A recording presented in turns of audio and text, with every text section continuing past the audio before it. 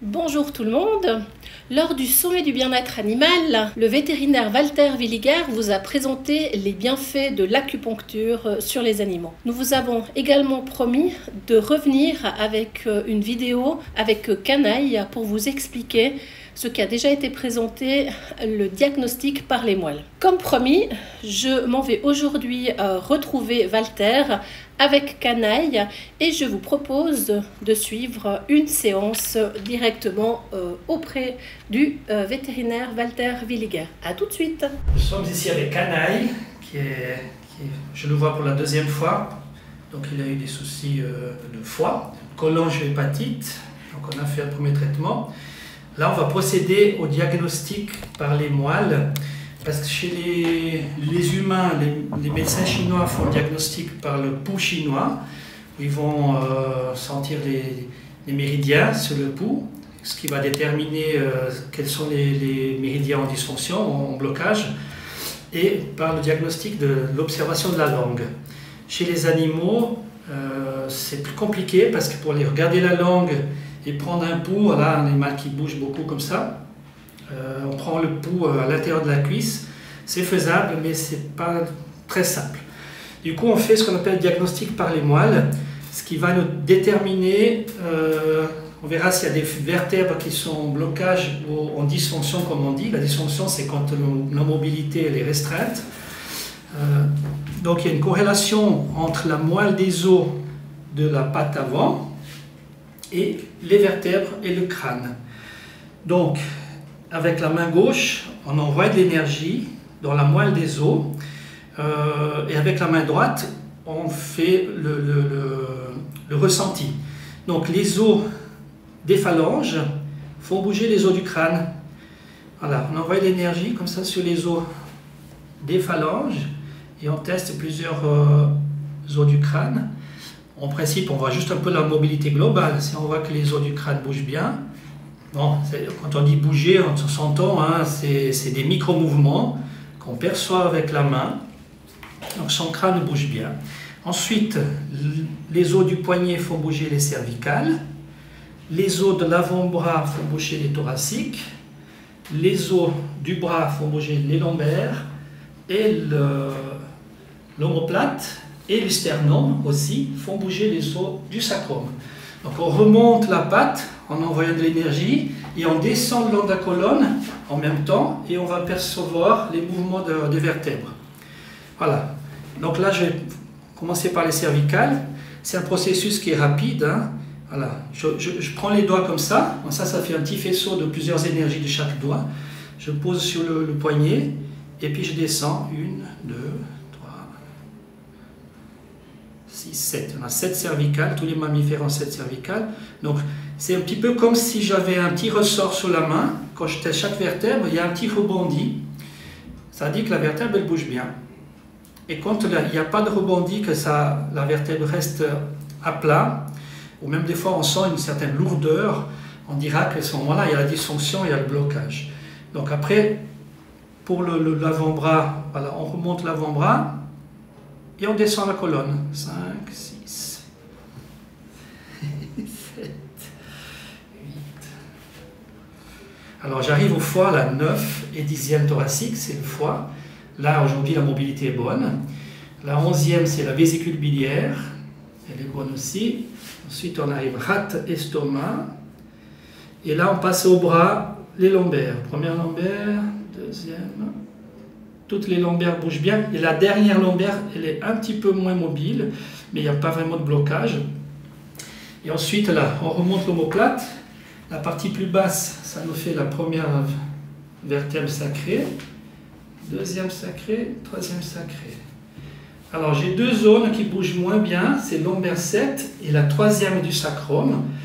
La troisième du sacrum, c'est vésicule biliaire. Et la 11e, c'est la vésicule biliaire superficielle.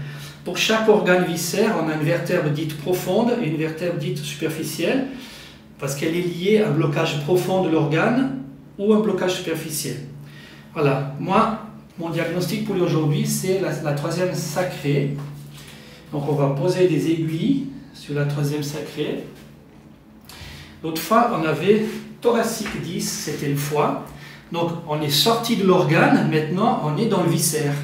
Donc on a toujours une dysfonction énergétique de foie, vésicule biliaire, mais cette fois elle est dans le viscère. Donc c'est plus léger, c'est-à-dire que l'animal il va mieux énergétiquement. Et c'est à gauche, troisième sacré à gauche. Ensuite ça me donne un point de rein. Déjà l'autre fois j'avais travaillé la zone lombo-sacrée et ça va mieux que la dernière fois, mais on va retravailler encore un petit peu. Pendant que l'aiguille fait son travail de déblocage, on peut travailler aussi en magnétisme ou en ostéopathie. Là je contrôle le chakra sacré. Donc le chakra, pour ceux qui ne connaissent pas, c'est comme un entonnoir qui capte l'énergie de l'extérieur sur un mouvement dans le sens de l'aiguille de la montre. Donc l'énergie entre et va nourrir les reins, par exemple, le rein, vessie, les organes sexuels. Je contrôle toujours le chakra sacré parce que c'est ce qu'on appelle le lien sacré, c'est notre lien avec les énergies du cosmos. Ça vraiment nourrit tout le système énergétique du corps. Et ensuite le chakra racine, voilà, qui détermine un peu notre enracinement à la Terre. Et c'est vraiment ces deux relations avec le cosmos qui alimentent vraiment notre énergie. Je teste aussi la laryngite parce que c'est celui qui est lié au foie. Et tout ce qui va dans les sphères de la gorge, là. Donc si on équilibre le chakra de la gorge, on va aussi aider à guérir le foie, à augmenter l'énergie du foie et de la vésicule biliaire. C'est pas mal, ça tourne bien. Voilà, je vais revenir sur la zone lombo-sacrée et je vais travailler sur son disque intervertébral, le dernier disque entre derrière l'ombilic et le sacrum. Alors, les disques intervertébraux, ils ont une particularité, quand on se met à écouter, il y a plusieurs mouvements qu'on pourrait percevoir, mais il y a un mouvement qui s'appelle rythme universel, c'est-à-dire que le disque il se met à faire des mouvements 8 dans tous les sens, comme une sphère, et on sent que ça tourne dans tous les sens. Et à un moment donné, on sent que l'énergie est bien revenue, et le disque reprend sa mobilité, ses micro-mouvements. Alors travailler sur les disques, on est vraiment dans un truc profond. Alors ils sentent un petit peu. Et là il a voulu sauter de la table. Ça peut faire une sensation un petit peu bizarre. Chez les chats âgés, c'est une zone qui est très souvent, au même titre que chez les chiens, c'est une zone qui bloque un peu. Et chez les humains, pareil, hein. Tout le monde dit j'ai mal au bas du dos. C'est un peu ces ceintures qui sont souvent en dysfonction, ceinture cervico-dorsale, ceinture thoraco-lombaire et ceinture lombo-sacrée. L'aiguille elle est tombée, ça veut dire qu'elle a débloqué le point. En général, quand le point est débloqué, l'aiguille elle part. On pourrait même, des fois quand on fait des acupunctures à domicile, on laisse l'aiguille, des fois on part, l'aiguille elle tombe d'elle-même. Bon, en général je les enlève quand même. Maintenant je vais ressentir le foie et la vésicule biliaire. C'est un organe avec plusieurs lobes et tous ces petits lobes font que le mouvement de l'organe fait la somme de tous les petits lobes font que le mouvement c'est un 8, le symbole de l'infini ou le lemniscat. Donc j'ai trouvé une bonne évolution par rapport à la dernière fois. Très bien. Et puis la vésicule biliaire. Si on a une vésicule biliaire qui est enflammée, qui est gonflée, on peut avoir une sensation de densité. Ça veut dire qu'a priori, là, la bile s'écoule de façon physiologique, sans empêchement.